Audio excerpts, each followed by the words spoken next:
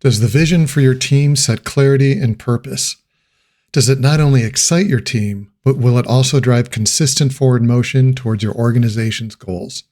Hi, I'm Seth Dobbs, and this is the Principle-Driven Leadership Podcast, where I share principles of leadership along with examples of how to apply them to help make you be the best leader you can be.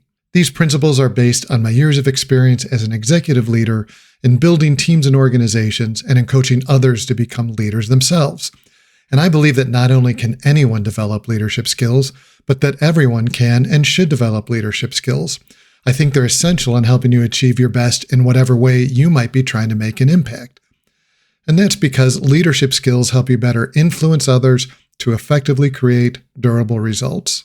And leadership is a journey. The step we're taking today involves understanding how, when you get vision right, it brings clarity, confidence, and drives forward motion, but that getting it wrong can lead to confusion, dissatisfaction, and create further problems from that. For today, I want to use a made-up story. Let's say you recently took over a toy company, a for-profit private sector organization. Now, this toy company is struggling. It's losing revenue, profits are going down, and you want to turn things around. In fact, that's why you were hired. So let's run a few scenarios on your attempts to create a vision. Take one. Let's try stating the obvious. So you take command of the organization and announce the new vision. We're going to be the best toy company in the world. This is great, right? Lots of applause, everyone runs off, and makes you and your organization the best it could be. Or so you hope. The product team sees this declaration as an opportunity to change.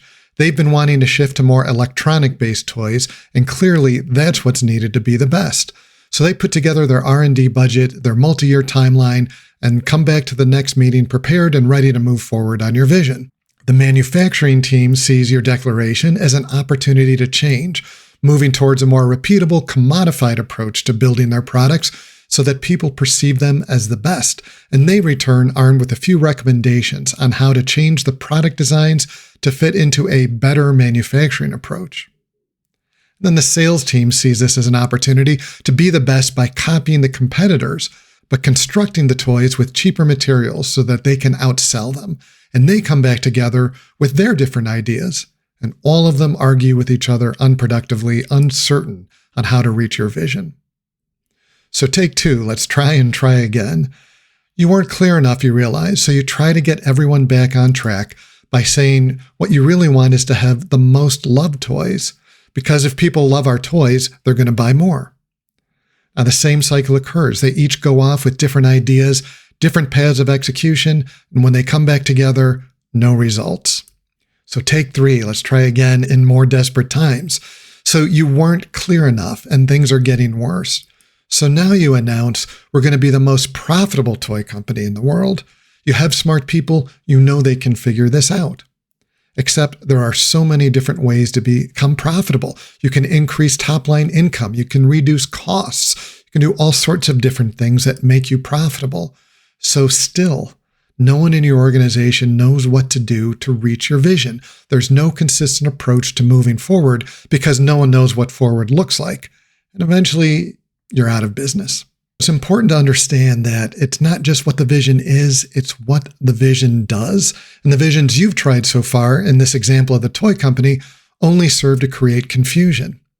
And as trivial as these examples might seem, there are many organizations and companies that do similar things that use high-level platitudes to try to guide large organizations. And sure, with that approach, you can generate some excitement around wanting to be the best, wanting to be the most loved, and so forth.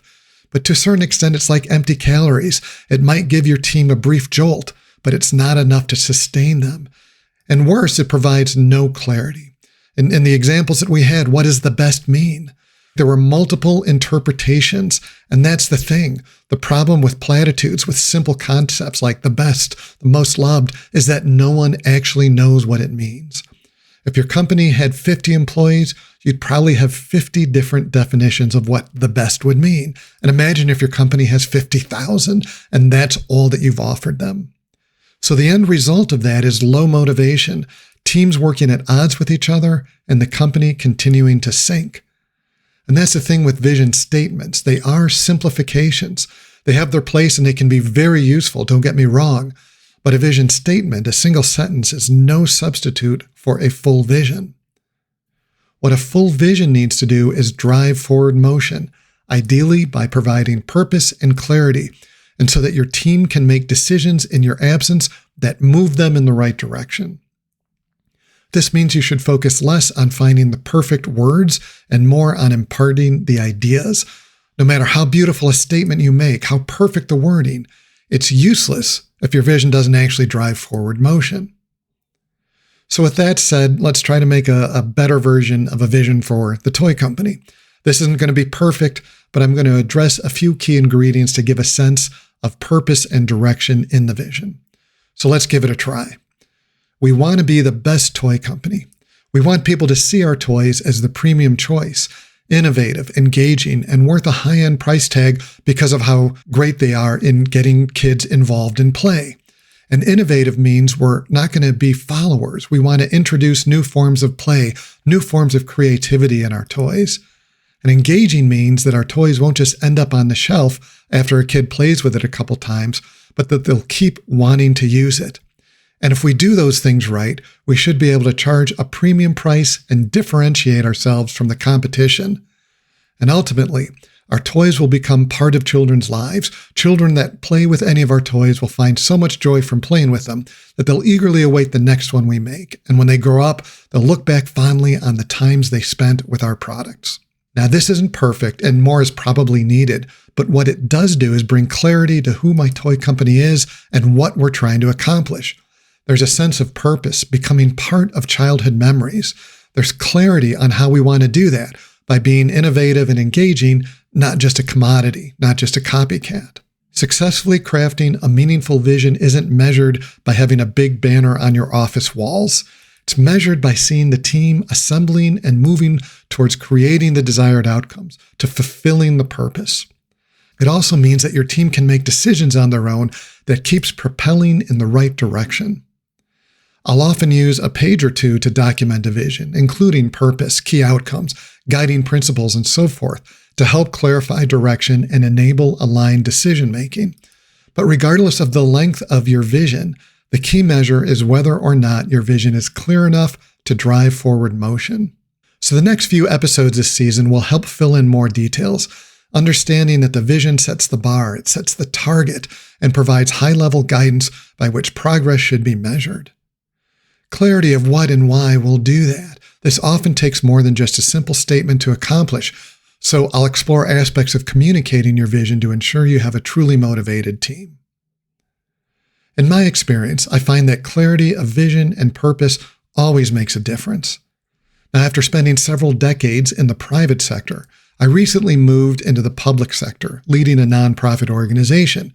And to prepare for this, I did a bit of reading on managing a nonprofit to make sure I understood legal, financial, and other implications of being in a nonprofit.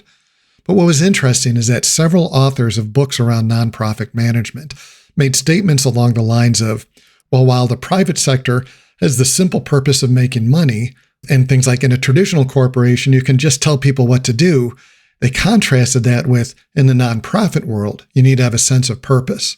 Based on my own experience, I believe that for-profits also need a sense of purpose to succeed, to align people. I'll also say that nonprofits absolutely need money and need to be focused on that. So without purpose, without a real vision, companies are just going through the motions, regardless of their industry, regardless of whether they're for-profit, public good, or whatever their purpose might be. A lack of it just brings a lack of clarity and a lot of spinning. So again, in the next few episodes, I'm going to provide some enabling principles to help make this concept more real and more easy to execute on. I'll close with asking you to think about, do you have a vision or only a vision statement? Are you clear on your purpose and the desired outcomes, or do you just have a to-do list? And what can you do today to start refining and clarifying your vision with your team? Thanks so much for joining me. Please subscribe, follow, comment, and share with a friend if you liked it. You can send feedback and questions to contact@pdlpodcast.com. And join me next episode where I will talk about how to view progress by outcomes, not just completed tasks.